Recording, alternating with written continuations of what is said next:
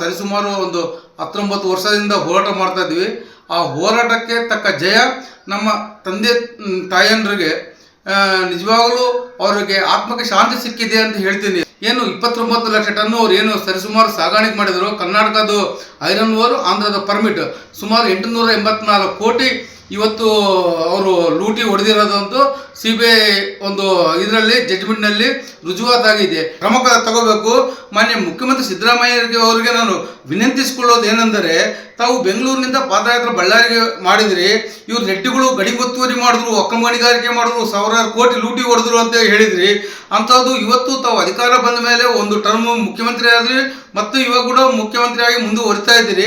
ಕನಿಷ್ಠ ಈಗಲಾದರೂ ಈ ಪ್ರಕರಣವನ್ನು ಗಂಭೀರವಾಗಿ ತಗೊಂಡು ಇದ್ರ ಮೇಲೆ ಒಂದು FIR ಹಾಕಿ ಅವ್ರ ಹತ್ರ ಪೈಸಾ ವಸೂಲು ಮಾಡಬೇಕು. ನಿನ್ನೆ CBI ನ್ಯಾಯಾಲಯದಲ್ಲಿ ಜನಾರ್ದನ್ ರೆಡ್ಡಿ ಅವರಿಗೆ ಶಿಕ್ಷೆ ಪ್ರಕಟವಾಗಿದೆ. ಅದು ಕನ್ವಿಕ್ಟೆಡ್ ಅಂದರೆ ಏನು, ಅವರು ನಾನು ಇಷ್ಟು ದಿವಸದಿಂದ ಇವರು ಕಳ್ಳತನ ಮಾಡ್ತಾ ಇದ್ದಾರೆ ಅಂತ ಹೇಳ್ಕೊತ ಬಂದೆ. CBI ನ್ಯಾಯಾಲಯ ಇವ್ರನ್ನ ದೋಷಿ ಅಂತ ಪ್ರಕಟಣಾಗಿದೆ. ಅಂದರೆ ನಾನು ಹೇಳಿದಂಥ ಕಳ್ಳತನಕ್ಕೆ ರುಜುವಾತಾಗಿದೆ. ನಾನು ಮೊದಲಿಂದ ಹೇಳಿದೆ ಇವರು ಕಳ್ಳತನ ಮಾಡ್ತಾ ಇದ್ದಾರೆ, ಕಳ್ಳರು ಅಂತ ಹೇಳ್ತಾ ಇದ್ದೆ. ಅದು ರುಜುವಾತಾಗಿದೆ. ನಿನ್ನೆ ಆ ಒಂದು ಆದೇಶದಿಂದ ನಾವು ಇಷ್ಟು ವರ್ಷ ಇನ್ನು ಸರಿಸುಮಾರು ಒಂದು 19 ವರ್ಷದಿಂದ ಹೋರಾಟ ಮಾಡ್ತಾ ಇದ್ವಿ. ಆ ಹೋರಾಟಕ್ಕೆ ತಕ್ಕ ಜಯ ನಮ್ಮ ತಂದೆ ತಾಯಂದ್ರಿಗೆ ನಿಜವಾಗಲೂ ಅವರಿಗೆ ಆತ್ಮಕ್ಕೆ ಶಾಂತಿ ಸಿಕ್ಕಿದೆ ಅಂತ ಹೇಳ್ತೀನಿ. ಯಾಕಂದರೆ ಜನಾರ್ದನ್ ರೆಡ್ಡಿ ಅವರು ನಮ್ಮ ತಂದೆ ಏನು 82 ವರ್ಷ ಆದ್ರೇನು ಅವರು 2007ರಲ್ಲಿ ನಮ್ಮ ತಂದೆಯವರ ಮೇಲೆ ಒಂದು SC/ST ಪ್ರಕರಣ ದಾಖಲಿಸ್ತಾರ. ನಮ್ಮ ತಂದೆಯವರು ಭಾಳಷ್ಟು ಕಿರುಕುಳ ನೀಡಿರ್ತಾರೆ. ಅಂದರೆ ಏನು, ಸುಳ್ಳು ಪ್ರಕರಣಗಳು. ಯಾಕಂದರೆ ಇವ್ರಿಗೆ ಬೆಂಡ್ ಆಗಬೇಕು, ನಾವು ಇವ್ರಿಗೆ ಏನು ಇವ್ರ ಹತ್ರ ಹೋಗಿ ನಾವು ಸರೆಂಡರ್ ಆಗ್ಬೇಕಂತೇಳಿ ಪ್ರಕರಣಗಳು ದಾಖಲಿಸ್ತಾರೆ. ನಾವು ಆ ಪ್ರಕರಣಗಳಿಗೆ ಯಾವುದಕ್ಕೆ ಲೆಕ್ಕ ಮಾಡದೆ ನಾವು ಆ ಒಂದು ಪ್ರಕರಣವನ್ನು ಎದುರಿಸ್ತೀವಿ. ನಮ್ಮ ತಂದೆಯವರು ಆ ವಯಸ್ಸಿನಲ್ಲಿ 82 ವಯಸ್ಸಿನಲ್ಲಿ ಅವರು SC/ST ಪ್ರಕರಣ ದಾಖಲಿಸಿದಾಗ ಅವ್ರಿಗೆ ಏನು ಕ್ಯಾನ್ಸರ್ ರೋಗ ಬಂದಿರ್ತದೆ. ಆ ಒಂದು ರೋಗ ಇದ್ದರೂ ಕೂಡ ಅವರು ನ್ಯಾಯಾಲಯಕ್ಕೆ ಅದಕ್ಕೆ ಹಾಜರಾಗಿ ಭಾಳಷ್ಟು ಹಿಂಸೆ ಅನುಭವಿಸಿರ್ತಾರೆ. ಅವೆಲ್ಲವೂ ಶಾಪಗಳು ಅಂತ ಹೇಳ್ತೀನಿ. ಜನಾರ್ದನ್ ರೆಡ್ಡಿ ಅವ್ರಿಗೆ ಶಾಪಗಳು ಅಂತ ಹೇಳ್ತೀನಿ. ಮತ್ತು ನಾನು ಮೊದಲಿಂದನೂ ಹೇಳ್ತಾ ಇದ್ದೀನಿ, ಅವ್ರ ಪರವಾನಗಿ ಪಡೆದುಕೊಂಡಂಥ ಪ್ರದೇಶ ನಮ್ಮ ಬಳ್ಳಾರಿ ರಿಸರ್ವ್ ಫಾರೆಸ್ಟ್ ನಕ್ಷೆಗೆ ಯಾವುದೇ ತಾಳಿ ಹಾಕಿಲ್ಲ.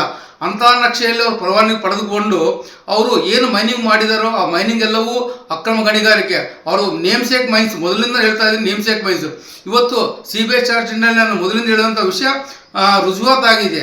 ಏನು 29 ಲಕ್ಷ ಟನ್ ಅವ್ರು ಏನು ಸರಿಸುಮಾರು ಸಾಗಾಣಿಕೆ ಮಾಡಿದರು. ಕರ್ನಾಟಕದ ಐರನ್ ಓರ್, ಆಂಧ್ರದ ಪರ್ಮಿಟ್ ಸುಮಾರು 884 ಕೋಟಿ ಇವತ್ತು ಅವರು ಲೂಟಿ ಹೊಡೆದಿರೋದಂತೂ CBI ಒಂದು ಇದರಲ್ಲಿ ಜಡ್ಜ್ಮೆಂಟ್ನಲ್ಲಿ ರುಜುವಾತಾಗಿದೆ.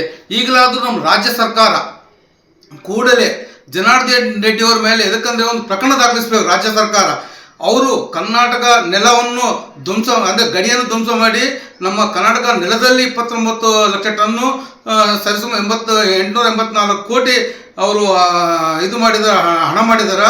ಇವರು ರಿಕವರಿ ಹಾಕೋಬೇಕು.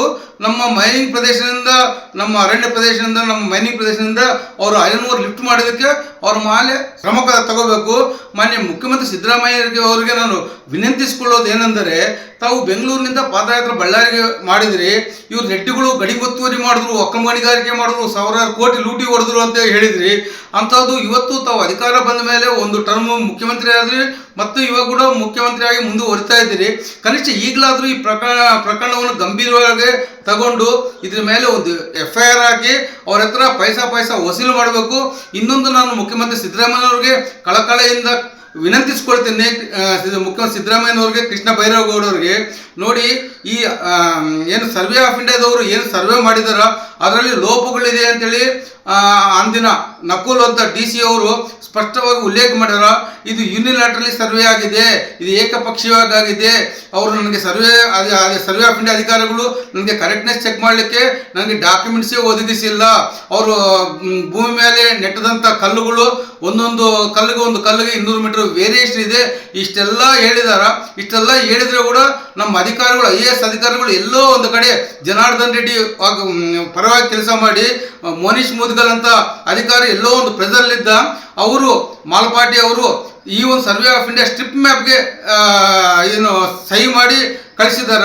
ಆ ಸ್ಟ್ರಿಪ್ ಮ್ಯಾಪೇ ತಪ್ಪಿನಿಂದ ಕೂಡಿದೆ ನೋಡಿ. ಸ್ಟ್ರಿಪ್ ಮ್ಯಾಪ್ನಲ್ಲಿ ಇವ್ರು ಕಾಂಟೂರ್ಸ್ ಹಾಕೊಂಡಿದಾರ.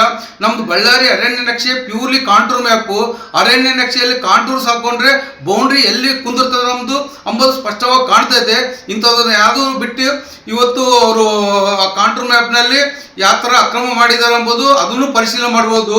ಕನಿಷ್ಠ ಈಗಲಾದರೂ ನಮ್ಮ ಅಧಿಕಾರಿಗಳು ಎಚ್ಚೆತ್ತುಕೋಬೇಕು ನೋಡಿ. ಜನಾರ್ದನ್ ರೆಡ್ಡಿ ಕೇಸ್ನಲ್ಲಿ ನೋಡಿ, ಇವತ್ತು ಡೈರೆಕ್ಟ್ರು ಅಂದಿನ ಮೈನ್ಸ್ ಡೈರೆಕ್ಟರ್ ರಾಜಗೋಪಾಲ್ ಅವರು ಜೈಲಿಗೆ ಹೋದ್ರು. ಇನ್ನು ಮುಂದೆ ಶ್ರೀಲಕ್ಷ್ಮಿ ಅಂತ ಸೆಕ್ರೆಟರಿ ಟೈಮ್ನಲ್ಲಿ ಅವ್ರಿಗೇನು ಪರವಾಗಿ ಕೆಲಸ ಮಾಡಿದ್ದಾರೆ ಅಂತೇಳಿ ಅವ್ರ ಮೇಲೆ ಮತ್ತೆ ಇದಕ್ಕೆ ಏನು ಕೋರ್ಟ್ನಲ್ಲಿ ಮರು ವಿಚಾರಣೆಗೆ ಸುಪ್ರೀಂ ಕೋರ್ಟ್ ಮತ್ತೆ ಹೈಕೋರ್ಟ್ಗೆ ಡೈರೆಕ್ಟ್ ಕೊಟ್ಟಿದೆ. ಮತ್ತು ಆ ಪ್ರಕರಣದಲ್ಲಿ ಬಹುತೇಕ ಶ್ರೀಲಕ್ಷ್ಮಿ ಸೆಕ್ರೆಟರಿಗಳು ಹೋಗ್ತಾರ. ನಾನು ಮುಖ್ಯಮಂತ್ರಿ ಸಿದ್ದರಾಮಯ್ಯ ವಿನಂತಿಸಿಕೊಳ್ಳೋದೇನೆಂದ್ರೆ 2008ರಿಂದ 2000 ಸರಿಸುಮಾರು 10-11ವರೆಗೆ ಯಾರಿದ್ದಾರೆ ಅಧಿಕಾರಿಗಳು ಅವತ್ತು ಈ 29 ಲಕ್ಷ ಟನ್ನು ಹೋಗ್ಲಿಕ್ಕೆ ಆ ಅಂದಿನ IAS, IFS, IPS ಈ ಅಧಿಕಾರಿಗಳ ಮೇಲೆ ಕಾನೂನು ಕ್ರಮ ಜರುಗಿಸಿ ಅವರು ಕೂಡ ಶಿಕ್ಷೆ, ಆಂಧ್ರದಲ್ಲಿ ಯಾವ ಥರ ಶಿಕ್ಷೆ ಆಗಿದೆ ಆ ಥರ ಶಿಕ್ಷೆ ಆಗಬೇಕು ಅಂತೇಳಿ ನಾನು ಈ ಸರ್ಕಾರವನ್ನು ಒತ್ತಾಯ ಮಾಡ್ತಾ ಇದ್ದೀನಿ.